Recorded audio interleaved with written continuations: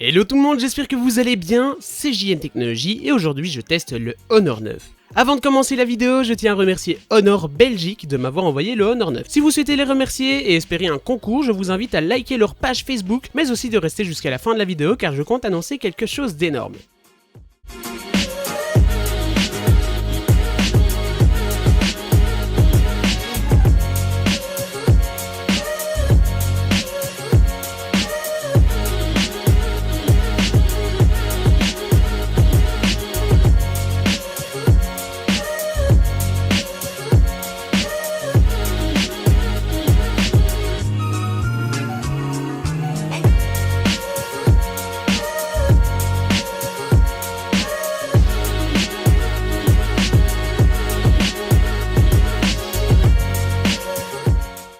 Et oui, en partenariat avec Honor Belgique, je vais donc vous présenter et vous donner mon avis sur le Honor 9. Je vous rappelle que lors de mes tests, encore une fois, je donne mon avis et que c'est objectif, mais c'est mon avis. D'ailleurs, je tiens à dire que j'ai reçu gratuitement ce smartphone en échange d'une vidéo test, mais que j'ai le droit de dire tout ce que je veux, donc s'il y a du négatif, je le dirai.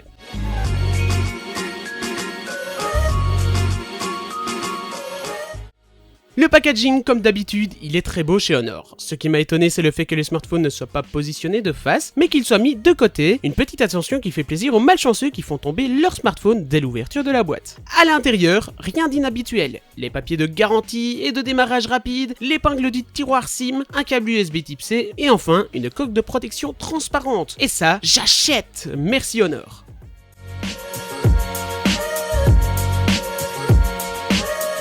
Le design, j'adore. Le smartphone est très propre, dispose d'un écran Full HD de 5,15 pouces, pour moi la taille juste parfaite, ni trop grand, ni trop petit. Le design totalement en verre et la partie arrière incurvée nous rappellent certains smartphones Samsung sans pour autant copier. Il est ultra beau, tient bien en main, grâce à ce côté incurvé. Le contour du smartphone en aluminium est biseauté, le rend encore plus parfait. Parfait, presque. Et oui, qui dit verre dit trace de doigt, il faut donc s'y habituer ou alors mettre une coque de protection. Et cette coque, elle est fournie dans le packaging.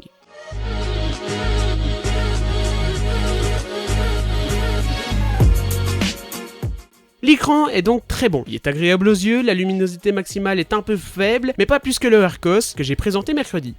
Contrairement au Honor 8, le capteur d'empreinte passe à l'avant. On a donc au centre un capteur d'empreinte non cliquable, un peu comme les OnePlus, et sur les côtés, des boutons à signal. Ce capteur d'empreinte m'a agréablement surpris. Il fonctionne parfaitement et est aussi rapide et fiable que sur des smartphones haut de gamme. Le smartphone reconnaît mon empreinte plus rapidement que mon iPhone 6 et croyez-moi, ça change la vie. Ce capteur offre un gain de temps incroyable, c'est peut-être le meilleur smartphone avec empreinte digitale que j'ai testé.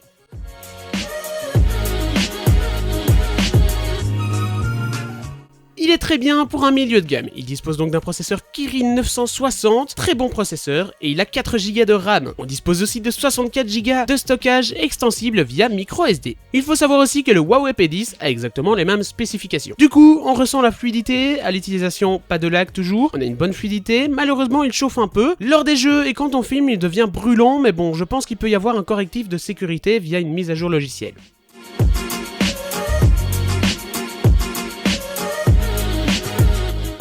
Honor nous propose un bel écran, les couleurs sont assez proches de la réalité, et ça j'aime bien.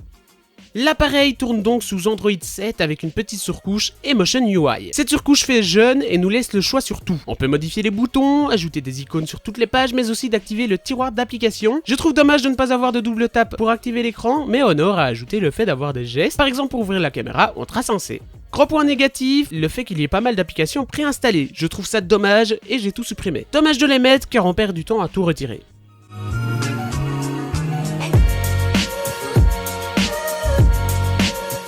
Pour la photo, Honor a fait du propre. Double capteur embarqué sur ce smartphone, l'un est de 12 mégapixels couleur et l'autre 20 mégapixels en monochrome, un peu comme le Huawei P10. Cet appareil dispose d'une ouverture de 2.2, celui-ci est très bon, surtout pour 400 €. Il permet de faire des vidéos 4K, les couleurs des photos ressortent bien, la photo dispose d'assez de détails, même si en faible luminosité il commence à avoir du grain numérique, mais c'est pas folichon.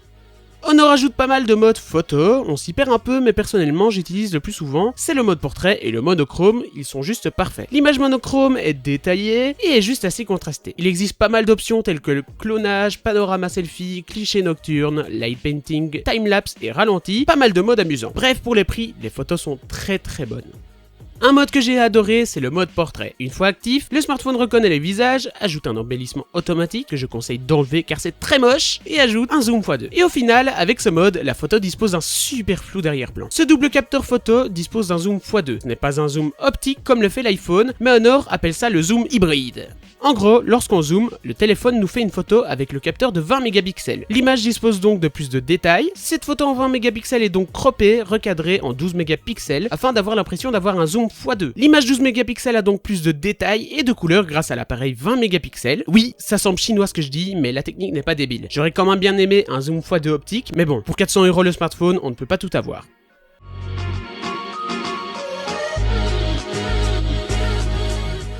Généralement, quand je n'arrive pas à faire aller le mode portrait, j'utilise le mode grande ouverture. Ce mode permet de simuler un flou d'arrière-plan, qu'on va pouvoir modifier même après avoir pris la photo. Ce mode gère très bien les contours, d'où le fait que j'utilise.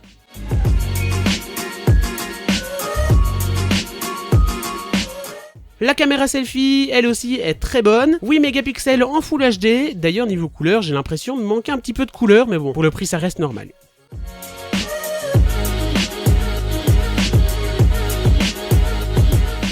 Avant de terminer, parlons de la batterie. Un jour d'utilisation intensive, un jour et demi en utilisation normale, une assez bonne batterie donc, à peu près comme sur pas mal de smartphones.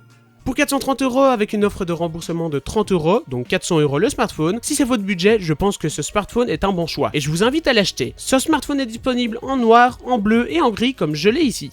Bref, je n'ai rien de plus à dire, mis à part que je remercie Honor Belgique de m'avoir envoyé ce smartphone, de m'avoir permis d'en faire gagner. What? Il y en a à gagner? Et oui! Avec Honor, on vous permet de gagner un Honor 9. Pour participer, je vous invite à aller dans la description. Le concours se passe comme d'habitude. C'est un Glimio qui vous permet de gagner 1 point par action. Le tirage au sort se fait une semaine après via le Glimio qui tirera le gagnant. Je vous souhaite aussi une bonne chance et si vous souhaitez d'autres concours, n'hésitez pas à laisser un like et à partager. Je remercie donc encore une fois Honor de m'avoir fait confiance. Je vous mettrai les liens dans la description. Je vous invite vraiment à aller liker leur page Facebook pour les aider un peu à se développer. Et si la vidéo vous a plu, n'hésitez pas à débattre dans les commentaires, à laisser un like, à me suivre sur les réseaux sociaux et à visiter mon site web jntechnologie.be. Sur ce, on se retrouve prochainement pour de futurs concours et tests de smartphones. Allez, salut!